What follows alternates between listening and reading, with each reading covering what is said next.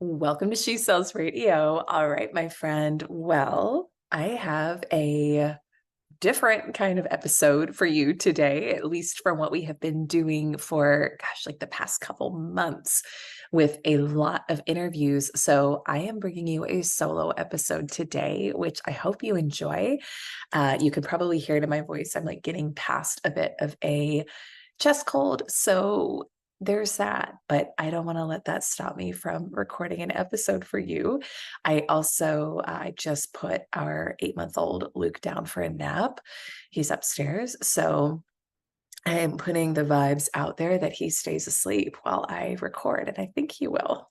Fingers crossed. I am intending that he will. So much that has been going on. And we are going to be talking today about how to stop making your customers source, which means how to get past the anxiety of someone buying from you or not, how to stop putting pressure on clients to buy in a way that doesn't feel good to you or to them, how to really get in your power with your sales process. So I'm going to be sharing with you actually something that I read this morning that inspired me for this episode.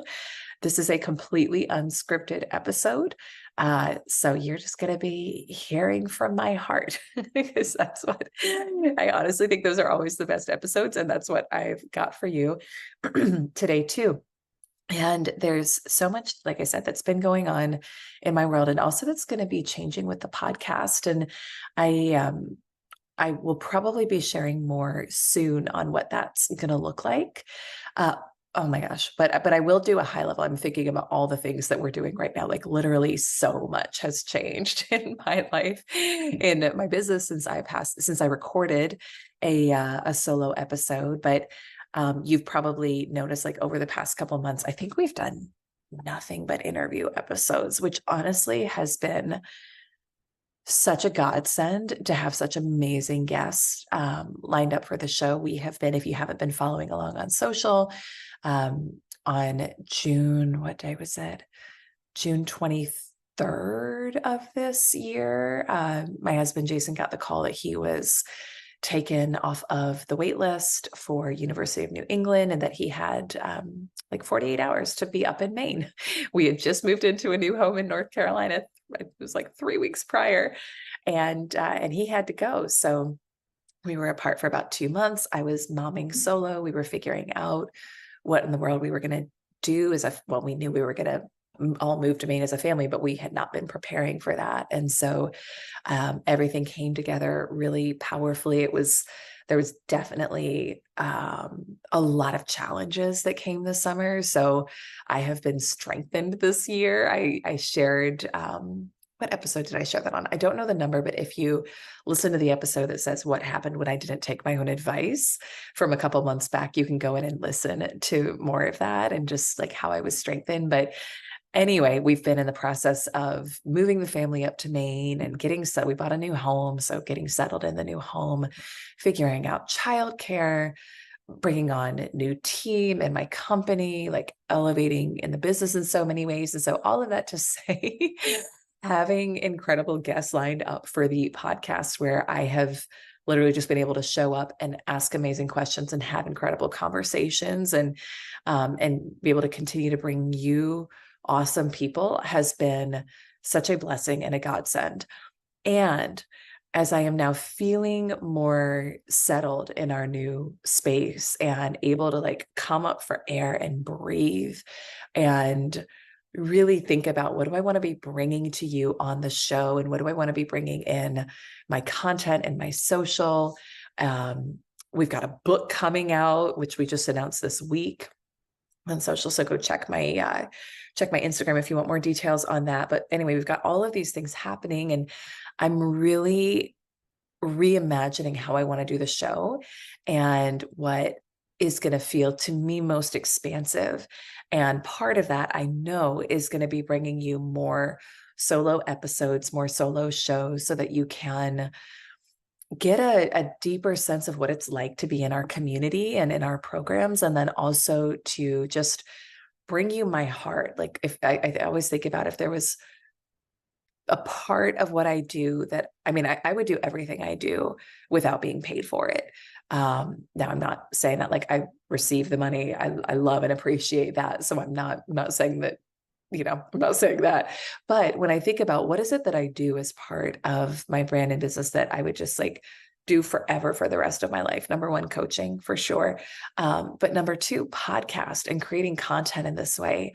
And so I'm going to be bringing you more just me sharing from the heart, solo episodes, all of that. So stay tuned because there's going to be a lot more coming in that way. And yes, if you're watching the video on YouTube, I am drinking out of my favorite Halloween mug. It's a week past Halloween, but this is Throwback Pottery Barn from, no, not Pottery Barn, Pier 1. Pottery Barn is still around. Pier 1 went away, which made me very sad. But here is, this is one of my favorite Halloween mugs, and I probably won't put it away until January. So quick coffee break. And then I want to talk to you about how to not make clients source. Okay. So I understand the challenge that comes with this. I understand how easy it is to make client source. I understand the pressure, especially if you're in corporate, of like, when is so-and-so going to close? And we need the sale to hit quota this quarter, blah, blah, blah. Like I've been there, done that, gotten the t-shirt, lived that life. I have made client source, and it's a losing battle. When you end up putting too much pressure on yourself, too much pressure on the deal, too much pressure on them. And so to me, the way to shift out of that, to me, it had to be spiritual connection. And I had to realize that I was making not just client source, but also money source for a lot of my life. And I viewed clients and money as the same thing because I had a belief that the only way I can receive money is through selling something. And when you open up to be able to receive money in a lot of different ways, then you can receive money in a lot of different ways. And we've got so many cool stories of members of our community who, when they detached the association from the only way I can receive money is by selling and working hard and opened up, their partner suddenly starts making way more money. They receive an unexpected check in the mail. Yes, they sell more personally, and they're finally open to receiving resources and money in a lot of different ways. But it's because they're not locked into the belief that the only way to make money and be financially secure and stable is by selling something. And because when we do that, we really do make our client source, and we also make money source because we tie our stability and our safety in with it, which on a surface level, is that a thing? Yes. On a deep level, on a spiritual level, is money source? No. So I have so many episodes on the energetics of money, and that's something we teach in our programs. We're not doing a deep dive into that today. But what I want to share with you is something I was reading out of a book by Catherine Ponder this morning. And if you're not familiar with her work, I started reading Catherine's books only a couple years ago. Like it was like early 2021 when I started really getting into her work. And I loved it because it was a spiritual approach to wealth and prosperity. And I came from such a strict conservative Southern Baptist upbringing that was not this, it just wasn't this type of information, we'll put it that way.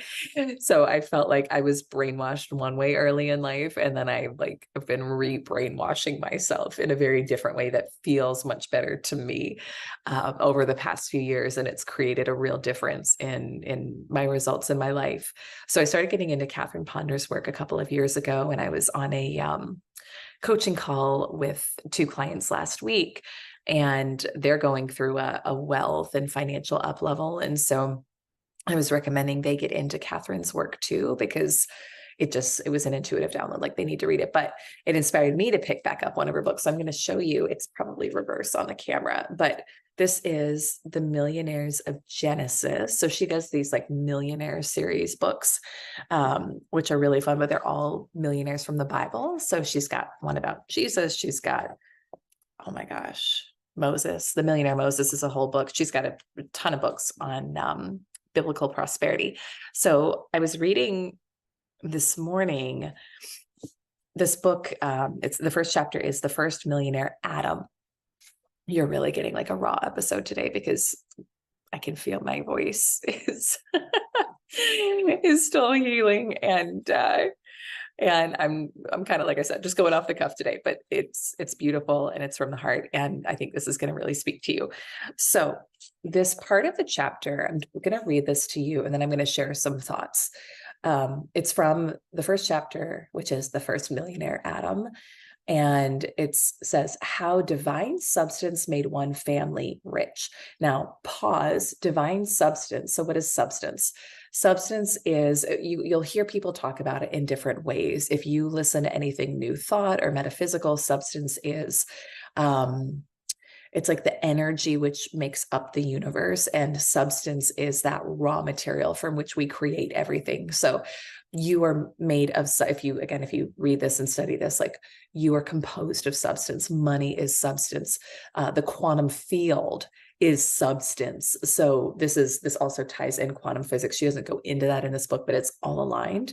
So that's what this is when we talk about divine substance. So she says, at the turn of the century, there was a businessman who learned that substance was the basis of all wealth. He became so fascinated with this mystical success method that he began to declare daily, divine substance cannot be withheld from me. Divine substance cannot be taken from me. Divine substance is the one and only reality in my financial affairs now. Divine substance is manifesting the wealth of the universe for me in rich, appropriate form here and now. I am sustained and prospered by the infinite riches of divine substance. The result was that he prospered when business associates all about him did not. People who came into his store to shop were surprised when he did not give them a hard sell.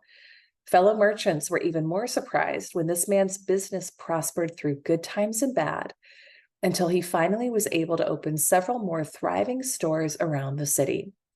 When a friend asked him how this man prospered in spite of his apparently casual approach to business, he replied, I know the secret of the ages. The divine substance is the foundation of all wealth. I do not depend upon customers, economic conditions, or any outer situation for my supply. Instead, I think prosperity, and I daily call on divine substance to prosper me. This method has freed me from all the usual concerns about business. I just want you to think about it for a minute. If you were freed from all the usual concerns about business, what would that be like for you? And think about it actually being possible to either be in your sales career or be running your business and not be worried about or thinking about the economy. And is this person going to buy from me or not? And am I going to hit quota, etc.? So I want you to actually think about that and what that would be like. Excuse me. Yeah, we're just rolling with this today. Last part of the segment that I'm going to give you a few takeaways. Later, this man's daughter also learned that same secret, that divine substance is the foundation of all wealth, and she meditated upon it daily. When she inherited her father's thriving business, it continued to prosper under her leadership until she became a very rich woman. When friends would ask her the secret of her success, she always said, for my father, I learned about the prospering power of substance. I loved this. I read this morning, like I said, and I was like, okay, yeah, I want to share this with you on the podcast. So where he says, I do not depend upon customers, economic conditions, or any outer situation for my supply. That's the key. So how do we do this?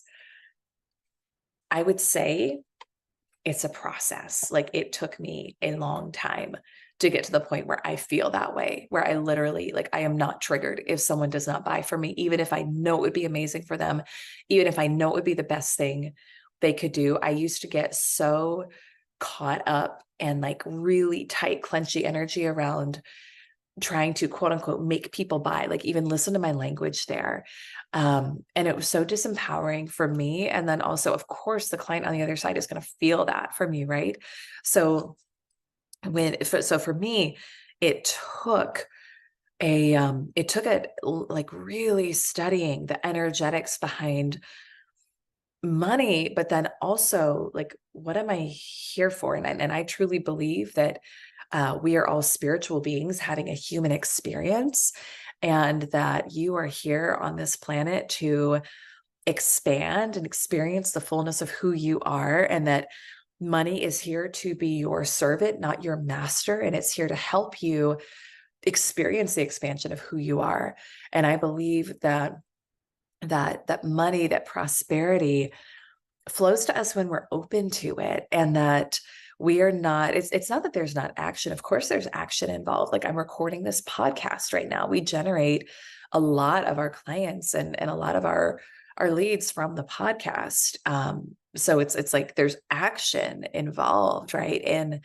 In selling, in receiving money. And I'm not tied to, it has to come in a certain way, or it has to come in from any one person. So I wrote this down. I was sharing this on, I think it was our 10K Club group call a couple of weeks ago, that I just wrote this down because I wanted it in front of me all the time while I was going about my business. And you can insert your language. So if the word God doesn't resonate with you, spirit, source, universe, whatever, Buddha, Allah, Krishna, whatever you want to call, whatever the language is for you that's going to resonate the most, insert that here. But I used the term God when I wrote this down, and I said, God is my safety and my supply. Other people are there for me to love and serve. And it was just such a clear distinction, a clear, distinct separation between the role of other people in my life and the role of God, source, spirit, universe in my life. So when we remember that, and when we keep turning back to that for our stability, and notice it wasn't even money, right? Money is not my stability or my safety or my supply. God, universe, source is. When we do that and we get it in right relationship, and then we literally just shift the energy with other people, where it's like, other people are there for me to love and serve. Who is that? That's your customers. That's your family. That's your friends. You will take back your power, and you'll notice that you're no longer trying to show up and be performative for anyone, to try to manipulate an outcome. How many of us learned that? And it's not about we're bad people. It's that we learned, in order to be safe in the world, we have to show up a certain way. We learned that very, very early on when we were little kids, and we will carry that out in our businesses or in our sales relationships. I learned how I needed to be in order to get an outcome, in order to feel loved, safe, secure. And so for a lot of my life, I wasn't myself. And because I was so good at reading other people. I still am, but I don't use it the way I used to. I was so good at reading other people. I would know what to say. I would know when to say it. I knew exactly what to do to get a result. But it was all based on making other people source and making other people my security. I hope that makes sense. And maybe you can relate to that too. And so when we get things in right relationship, then no longer are we needing anyone to do anything in order for us to feel safe and secure in the world. Now, this extends way beyond sales too. So just take note of that. This applies to every aspect of life, but it definitely applies to sales. And you will feel, how do I describe it? It's like your energy bubble around your body doesn't have leaks anymore, because you're no longer attached to anyone needing to think, feel, or act a certain way around you, because you're so in your power and you're so just good with you. And you're always safe, protected, supplied for, no matter what. And then from that place, this is this concept that I call selling from wholeness. From that place of, you are whole, you are good, you can show you are good, you're whole and good no matter what anyone does or doesn't do that the ego mind would like for them to do. From that place, you literally just show up and you're like, how can I add more love today? How can I help someone today? What would generosity do today? What would love do today? What would abundance do today? What would wholeness do today? Right? And then when you show up in that way, and that's your only MO in your interactions with your clients, your team, your colleagues, your boss, your family, you will have a very different result. Now, the byproduct is just like it talked about in this book. The byproduct is you will have more customers, you will attract more money, you will attract more opportunities, you will do well in times when nobody else seems to be doing well, because your source, your stability is something that can't be impacted or affected by anything, by any man-made conditions. I hope that makes sense. So that's a little, yeah, that's a little bit for you today on how to stop making clients source. So I hope that resonated. Let me know too, if I know we've got so many new people coming into the community. If you're new to the podcast, or maybe you've been a listener for a long time, either way, I'm so glad you're here. Did this resonate? Send me a DM. I'm at Elise Archer on all social. Let me know, what would you love more of? It's 12:12 as I'm recording this. I love that.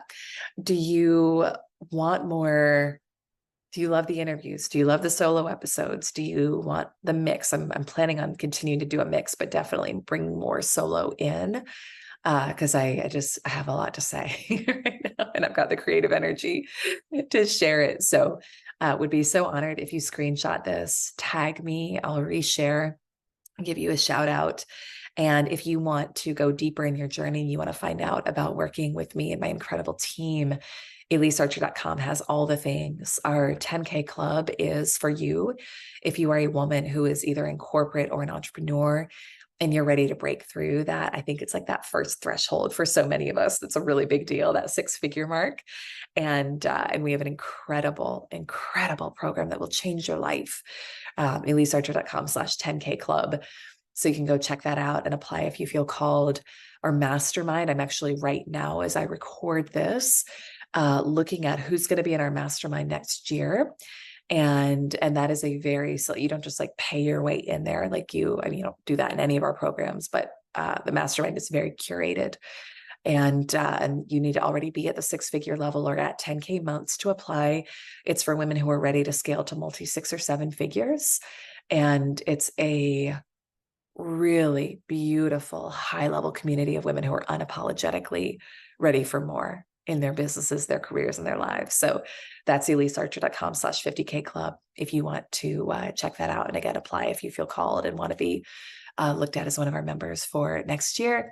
If you are a man, if you are a leader of a sales team, we've got lots for you. And you just send me a DM and I'll share more about ways we can support you there as well. So regardless of where we go from here, maybe you just want to dig into more free content on the podcast, do that. I love you. I appreciate you. I'm grateful for you. I hope this helped you shift your energy around clients so that you can be in more of a relaxed vibe when you are talking to potential clients. And in turn, you'll notice that as you lean back a bit more, they'll lean in. You'll have a very different experience of your sales conversations. So much love. Thank you for listening to the podcast, and I'll see you on our next episode.